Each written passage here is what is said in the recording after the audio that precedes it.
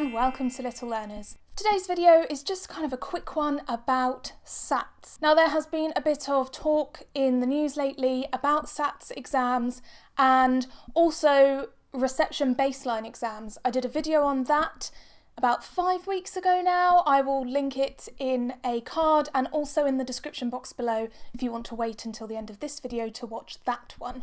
In this video I'm going to be talking about SATs exams. Now SATs exams are standardised tests that children take at the end of Key Stage 1, which is in Year 2, and the end of Key Stage 2, which is in Year 6. There used to be SATs in Year 9 at the end of Key Stage 3, but those were stopped many years ago. I think actually I was one of the students who was the last year group to ever take the Year 9 SATs. Lucky me. So there was a news story a couple of days ago about how if Labour came into power, they would stop all SATs tests. Now this is not a video talking about politics or which political party I think that you should support.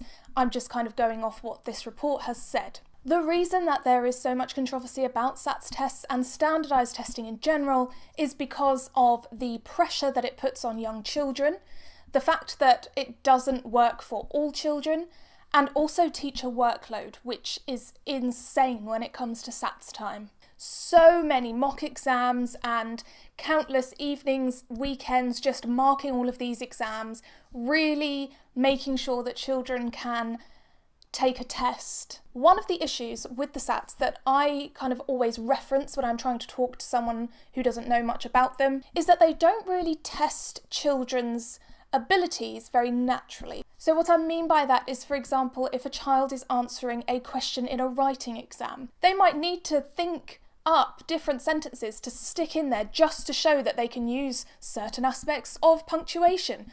So even though they could have answered a question just fine, they have to learn exactly what an examiner is looking for and then answer the questions accordingly. Now, of course, this is extremely contrived, doesn't work for many children, and is really stressful. Poor teachers having to say before the SATs exams, don't forget to stick this and this in your exam, otherwise you won't get the grade you need. SATs are used to monitor how well schools are doing. So it does give you a grade for the child, but really they're used to monitor schools and to see how progress is working across the school. This does not benefit the child, and I did explain at length how I feel about standardised testing and how it doesn't really benefit the child that greatly in my baseline video, which I have linked below as I said earlier, so you can have a look at all of that. I'll try not to repeat too much of that in this video. Schools Minister Nick Gibb was quoted in a BBC article as saying that abolishing SATs would prevent parents from knowing how good their child's school is at teaching maths, reading and writing. So obviously, nothing to do with the child, it's to do with the school. My big problem with this is that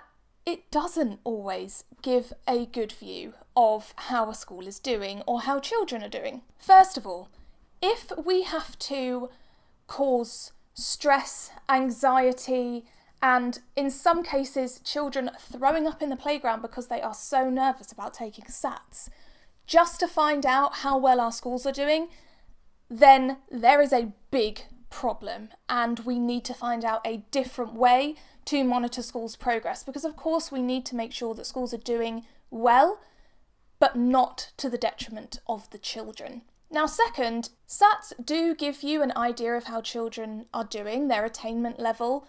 For some children, learning all of the different rules that you have to know just to be able to pass these exams before even factoring in the child's own knowledge, just thinking about all of the rules they have to memorise, that is not going to give an accurate representation of many students' attainment. Now, I did say in my baseline video that I think the government really doesn't appreciate or value teacher assessment enough. It can be really frustrating if a child gets a mark on a SATs paper that is lower than a teacher actually knows that child can achieve. So just because in one question on a writing exam they didn't do that well, or they didn't include some of the things that an examiner wants, they get a bad grade, but the teacher knows, having seen lots of writing from this child, that they are much, much more skilled than the test made it seem. Now, I do just want to kind of pause here and say that I do understand the importance for standardised testing. I do understand that it is one of the only ways that we can give every child kind of the same platform to assess them on. It can be seen as a fair way to test all children in the same way, and we do need to know how children are doing. We do need to know if they are progressing. However, in reception, early years, at the end of reception, teachers give students many grades for different aspects of their learning, but it is all to do with what the teacher thinks is the best fit for that child, and then the teacher can back that up with evidence from the school year and the work that the children have done. That, I think, works really well, and I think that that kind of approach is something that we need to be thinking about if we are thinking about evolving the way that students are tested. It's also important for children to experience testing, I think. Of course, we need to give them the emotional intelligence and the resilience to be able to deal with testing. But when a student gets to kind of GCSE level and they are going to embark on those exams, we wouldn't want children to be completely terrified of those just because they're not used to going into a hall and having an exam. That being said, I don't think we need to be throwing them at them all the time. So what do you think? Let me know in the comments below. Are you a parent? Are you a teacher? Are you a student who remembers your SATs time and how it felt? If you liked this video, please give it a thumbs up as it really helps out the channel. I look forward to reading your comments about this. Thank you so much for watching, and I will see you next time.